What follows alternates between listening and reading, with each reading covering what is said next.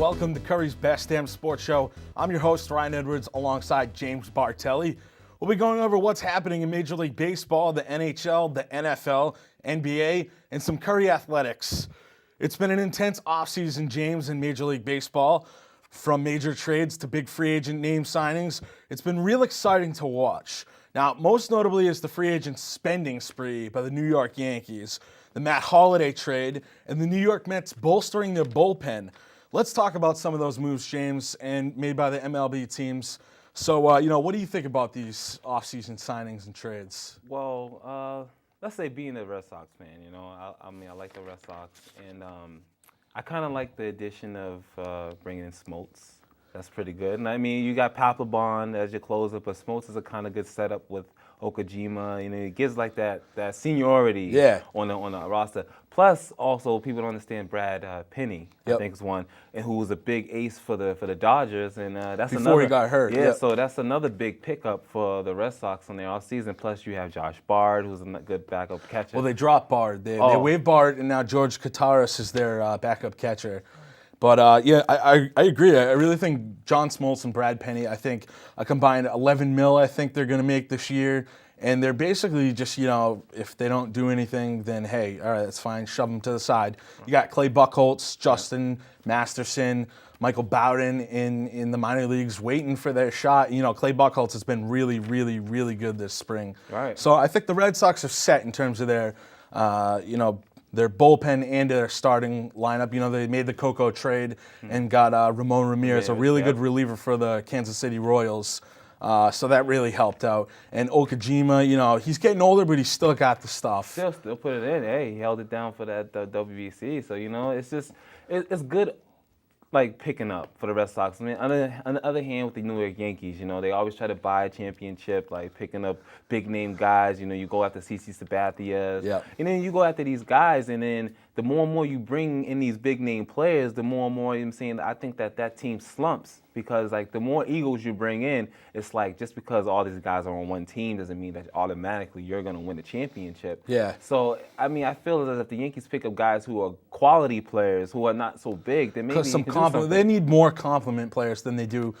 What is it? A-Rod's $27 million. Jeter's $20 million.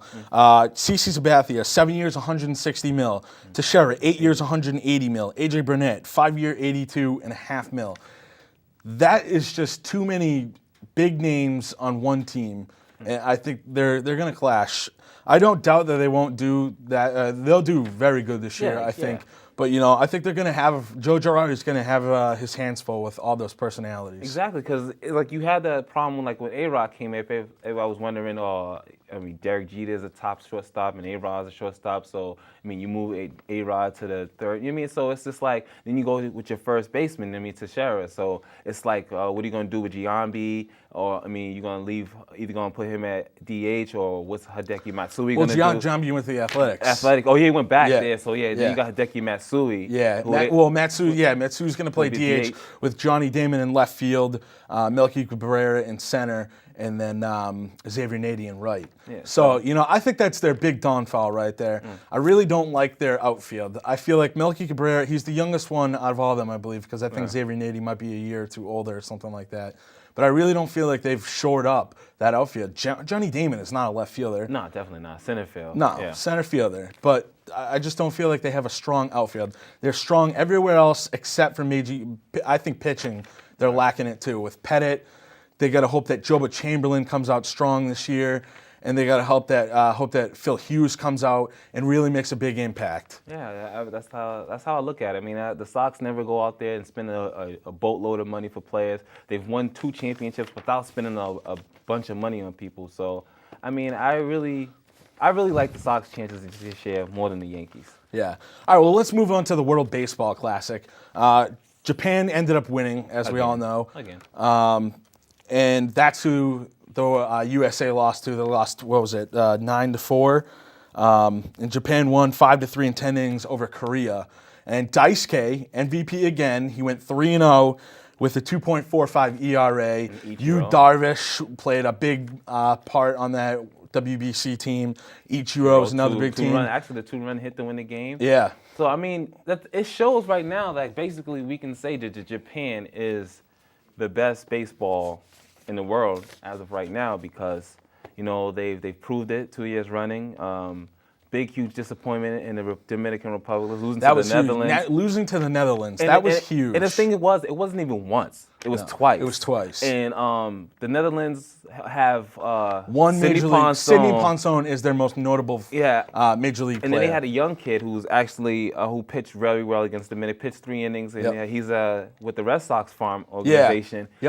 He did really well. So it just shows like maybe some of them guys in the Netherlands can get some major league looks because you shut down. That definitely really helped them. You shut down basically the best players that the major league can offer you. I mean, you have Jose Reyes. I mean, you have Ortiz, all them. I mean, you have all these guys. I really can't believe they lost.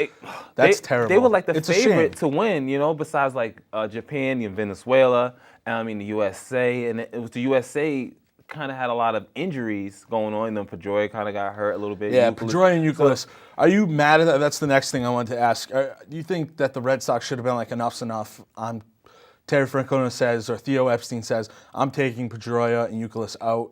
He finally did. They both had to come out because of injuries. I think they both should have came out a little bit sooner. Yeah, because it's like, you know, like teams put out their best players. You know, the Dominicans do it because they take pride in their country or whatever, but most of the time it's like, you know, you want to represent your country well, you want to win, you want to have that thing like, oh, we're the best baseball, you know, but everybody else goes all out. You know, USA has all these good guys, and it's just like, who can you put in? But all right, well, we'll be right back talking about our next segment, NHL, with Brad Norris and a special guest that he has on. So we'll be right back.